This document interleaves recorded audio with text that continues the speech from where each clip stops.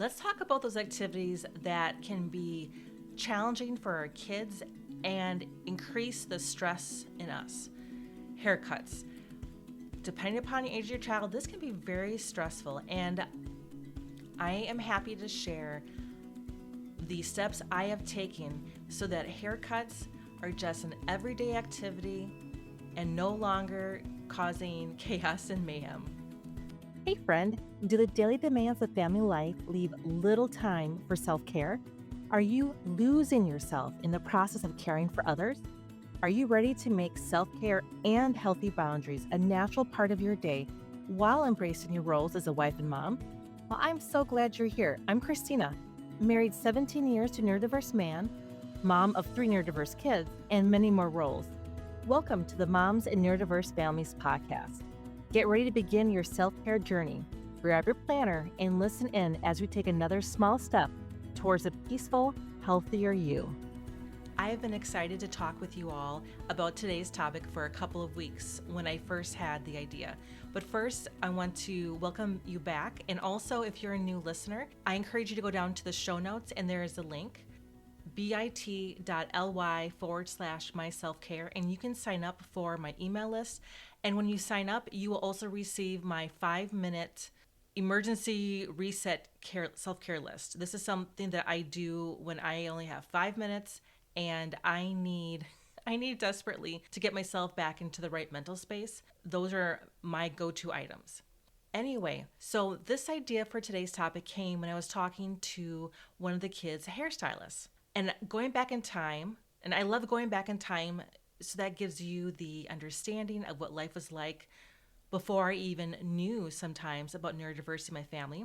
I had no idea. I knew there were some unique quirkiness about my kids, which I loved, but I had no idea about neurodiversity. It was time for them to get a haircut. The 2 oldest were probably around like 2 or 3 years old, and I had been trimming their hair at home myself with the scissors, and they didn't like it and didn't enjoy it. And I just assumed that some of the reactions was normal for a toddler's age. When we went to go get a haircut, I had beforehand did a little prepping for them of what a haircut is and what would it be like. And they've seen their dad get haircuts in the past, and also myself. I would get a haircut and they would be in the stroller with me. So they had a little bit of exposure to it. But I was not prepared for the mass chaos that ensued. My first mistake, I took both of them at the same time. The rookie move, not a good idea. I can laugh at it now. At the moment, I was overwhelmed and mortified. The kids could not sit still in a chair to save their life. Like, they were having problems at the thought of sitting still for 5 minutes. They hated the cloak that they use to keep the hair from falling into your clothes. They hated the cloak around their neck. And honestly, they were trying to keep making it into a cape. They kept trying to turn it around and be a superhero and stand up. And the place we went to was a normal run-of-the-mill hair salon, and both of the stylists were very new and they had no patience at all for kids. It was extremely stressful for me. It was very stressful for my kids because the people they started getting angry with them and like, you need to sit down. They almost expected my kids to act as if they were adults. And that whole experience, both the kids and I were like, we never want to repeat this again. This was awful. Between the crying, the throwing of things, ripping off the cloak. I mean, I think we just barely got a basic haircut done. After that experience, I remember thinking like, I don't know what I did wrong. Or, I mean, I knew at a minimum, those are not the right hairstylists for my kids. I knew that much. But I kept thinking, how come they responded the way they did? Like, and I first thought I was making the mistake. Like, I didn't prepare them enough. I didn't train them enough. And it took me a while to begin realizing there's more going on than what I first realized. So why is this important? Why am I talking about haircuts? It seems like a small thing, but for those of you who know, you know, right? You know how stressful it can be. So first, the reason why I think this is important is, one, your own self-care.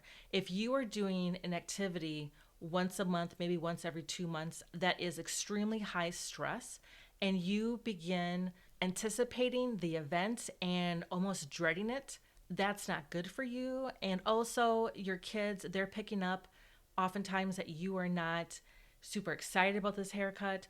So, this is about your sanity, but also for them.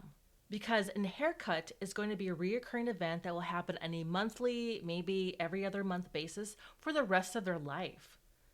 And looking clean and presentable, it is a basic requirement for most jobs. You have to come to work with clean hair, and your hair has to be groomed and manageable.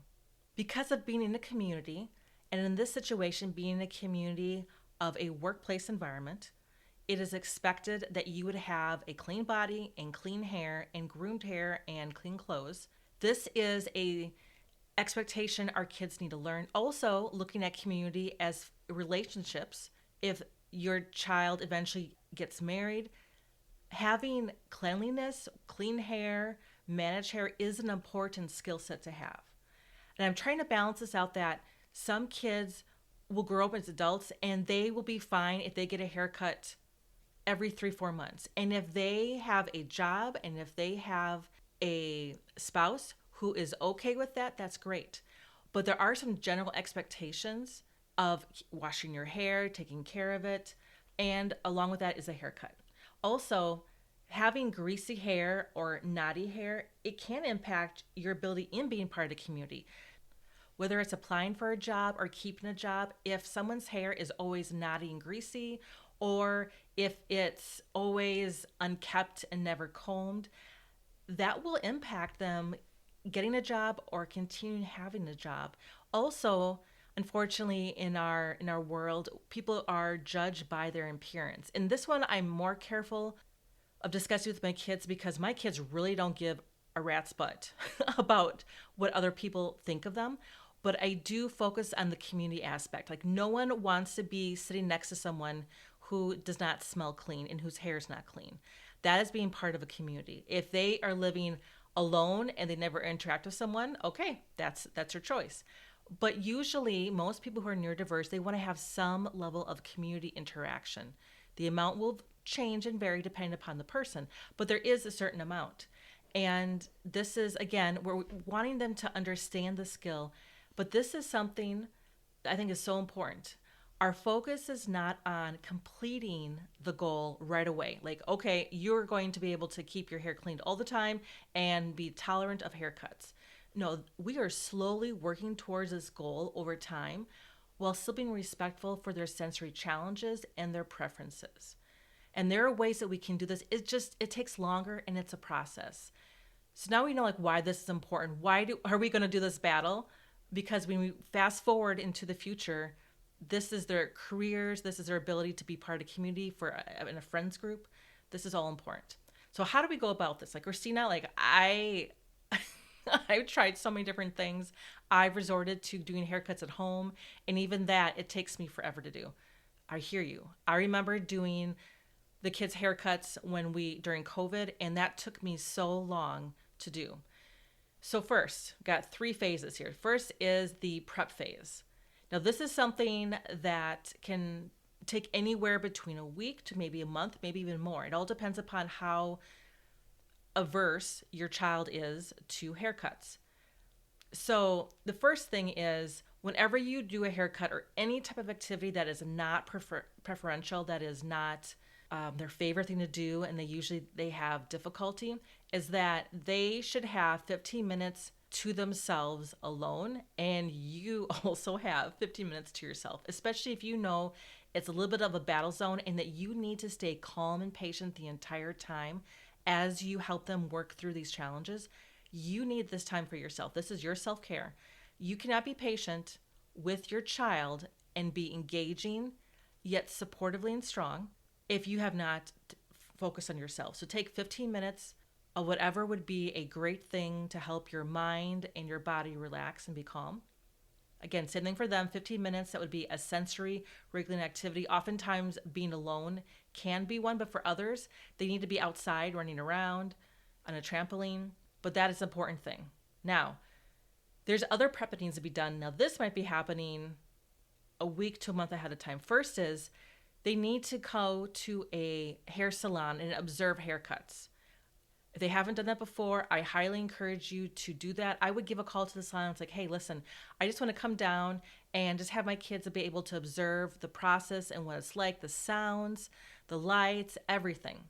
Especially if it's a place that has more than one haircut going on at a time. There's all those multiple razors that are happening, that are occurring. So it's good for them to observe. If you can't even get them into the salon because it is too much for them, then I would back up and then have them watch videos of kids getting haircuts. That can be a lot easier for some kids, just watching them get a haircut. And it can be almost, it can help them remove the unknown. And that's sometimes the biggest part, is the unknown can scare these kids, especially when the world seems so crazy to them so often. Have a conversation with your kid. What questions do they have?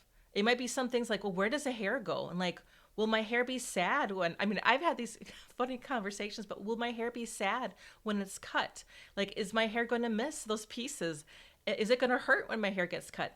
All those questions may seem like kind of funny, but it's very important to them. So we want to respect that and understand what scares them. It could be, wow, that razor got really close to their ear. Like, could it cut my ear off? Like, all those things, just have those conversations. Then next, as you're doing all this, ask your friends for referrals.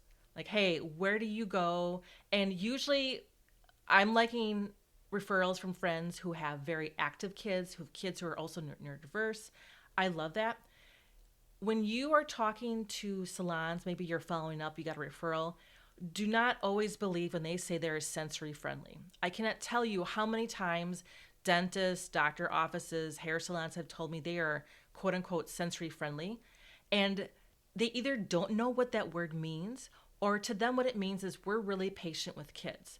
It is not sensory friendly. I had to intervene a couple times in appointments at these places because they were being the exact opposite of it. So just do your homework and ask them, what does that mean to you that you're sensory friendly?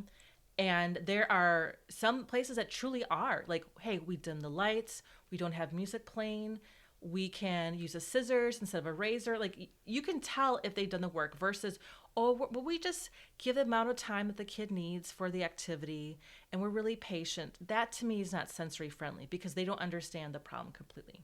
Okay, I'm done with my little diatribe there. I get a little passionate about that because I hate when that happens to my kids. Anyway, last thing for prep phase is a hair dryer. Hair dryers are often used to blow the hair off of people, the loose hair. If you have a hair dryer at home, I would let the child first like look at it, touch it, see how it is, like talk to them about the components if they're really interested in that, and then like have them, like, you can turn it on low and then have their hand feel some of that air, and then you can like make a fun of it and like blow a little bit of it on their hands, and then maybe like, hey, should I try doing it on your arm? Like, okay. And then like, can I try the back of your neck? Just slowly get them used to the feel of the hair dryer. And some of them are going to think it's a hoot and they're going to love it. And others are going to think it's like a green dragon. It's evil, it's awful. So that's a good thing to be aware of and get them prepared for the hair dryer. Some people don't use it, but many barbers and hairstylists do use a hair dryer to blow off that extra hair. Again, we're trying to take all the different things that could be unknown or scary and help their brain to see it's different. You just haven't experienced it yet, that's all. And even if it still ends up being scary for them, finding ways to meet their needs. Okay, next is plan. We need a plan. The haircut is coming up. It's going to be the next day, so we need to get our plan in place. 1, extra shirt and possibly extra pants, bring them along. Even still, extra shirts to me is a requirement because of the little piece of hair bugging them. And for some kids, they need to have both. So have extra set of clothes. 2, have a tech device along so that they can be distracted. Some places do have those TVs, but sometimes finding a kid-friendly TV show can be incredibly difficult, especially with the commercials. So if you have a tech device that they can be distracted. Also, bring along a weighted blanket or maybe even like a favorite stuffy, something you can throw into the dryer to get rid of all those pieces of hair. That can be very helpful for a child. And also plan mentally that you are okay with a false start. Like in the beginning, be prepared for false starts. Like, what do you mean, Christina? A false start is when you have an appointment, You get to the barber shop and your child has a complete meltdown. Like they just, it's so much for them to process. It is too much for them.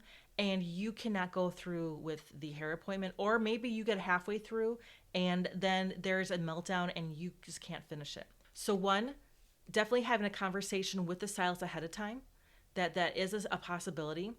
And talk to the hair salon ahead of time and find out what is the policy if you get there and your child is having a complete meltdown and you can't follow through the appointment.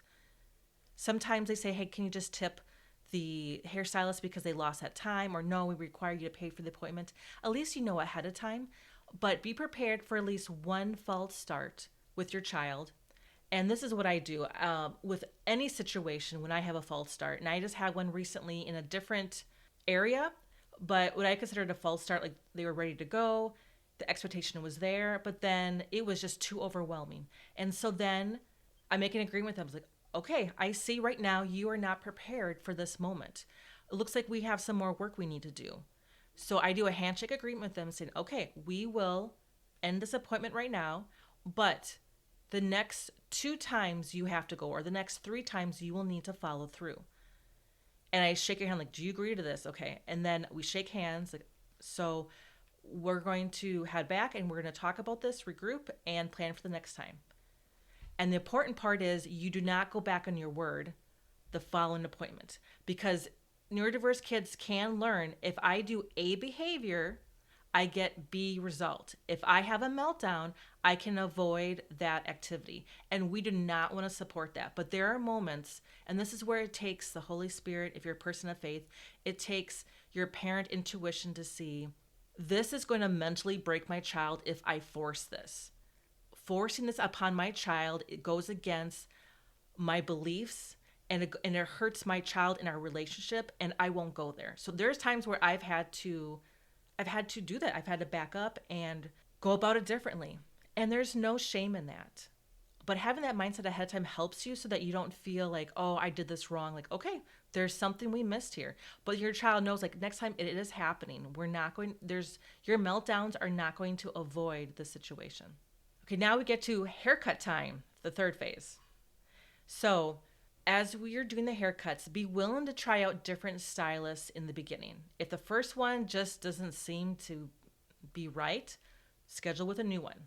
If the hairstylist seems to be very accommodating, very friendly, really willing to work with you, and the first time didn't quite work out, then stick with that person. Because I use the rule of like 3 to 5 times. It takes my kids, when they're younger, 3 to 5 times of being introduced to an activity for them to figure out the routine, how it works, and for them to be comfortable. And so if you have someone who is really willing to work with you and they didn't quite get it right away, I would keep them and just keep working with them. I would prep the hairstylist that pressure on your child if they're using a razor, or if when they put their hand on the head so that they are able to angle the head the right way so they can do the haircut, that how for some kids that pressure can feel painful or alarming, and ask them like not to be rushed, not to push hard on their head. I've had to intervene in the past where there was a hairstylist like, oh, they're fine. I'm like, no, they're not fine. You're making my child cry. Like the expectation that they should just, oh, whatever, they're just crying and I'm almost done and they should deal with it. Not in my book. No way. So definitely explaining that how you observe your child, what can feel alarming to them, and for them to take their time and go slow.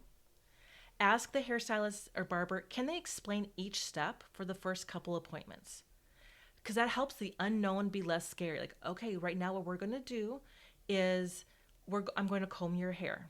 Now, sometimes I will comb their hair first when they were younger so that there was no knots and no snarls, because I know what that would be like to have someone who's very rushed to comb through their hair. So I will do that. But there's other things where they talk about the steps, like now I'm going to grab a scissors and I'm going to begin trimming your hair. That just helps the child to feel more comfortable. Also, request to use the scissors, especially for your boys, for the first couple of haircuts if they react to a razor. Some kids love the feel of the razor. They love that vibration on their head. Others, it is an awful feeling. So I have asked people, are you okay with using the scissors? And that has helped our kids, those who are really sensitive to that, get over the hump. They first did the scissors, and then slowly we would work on using the razors. And I will sometimes even be there with them, and I'll hold their hands to comfort them the first couple times when they were younger, or that being used on them, just to make them feel like, hey, this is a new experience, but you're okay. Mom is here and she's watching over you. And that's another big thing. When your child knows that mom is on your side and mom is going to go to bat if this person starts pushing something, that means a lot to your kids. And a reminder, be ready to step in if someone is disregarding your instructions, if they minimize your child's discomforts or they cause your child to cry. And for some of us who are people pleasers, this is really hard. But in your mind, think this. Do you want your child to learn that their needs and their preferences don't matter and that they should be a people pleaser? Find that nugget of truth that helps you go, I'm going to speak up and say, oh, you may not be aware, but that's actually too much pressure for my child. Or can we go this a little slower? And if they continue saying, you know what, thank you for your time, but we're done with this haircut now. Have the energy and ability to say those words if you need to. And this is why taking those 15 minutes before a haircut for quiet time for yourself is so important. And finally, celebrate each small success. When your child is able to keep the cape on the entire time, that cloak, and they do it well, and they're not turning into a Superman cloak, celebrate that. When they are able to sit still long enough to get through the whole haircut, celebrate all those small successes. Like, that is a sign of their brain and their body saying, I'm starting to understand this. Because again, what is our goal? When our child is an adult, we want them to be able to be in community, whether it's with friends, whether they get married, or whether it's their job. And being part of a community means that we keep clean bodies and we keep clean hair. So what it would look like for you if you were able to develop a process and have haircuts be simple and easy. I am finally at that point now, and it feels like a miracle. And my hairstylist, who really brought this idea to my mind, made a comment of, I can't believe how different it is for them. Like how well they sit, how well they have conversations.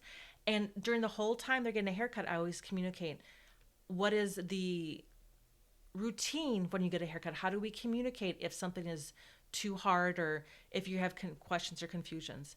And now to see, like, my youngest is all ready to go is amazing. So what would it be like for you if this is a hot topic for you with haircuts? What would it be like for you to have this eventually to a point where they can go off by themselves and get a haircut and everything is peaceful? Taking these small steps, it does take time, but it will reap a harvest of good routines for your child. Hey, thank you for joining me today. I pray this episode gave you encouragement to take one small step. If so, please leave a 5-star review on Apple Podcasts to help other women find this show. By the way, if you're loving this conversation and want more encouragement like this, join my email list at bit.ly/myselfcare. That is bit.ly/myselfcare. I have a planner launching soon that will help you put all this into action in your own life. I look forward to chatting with you again next week for another episode.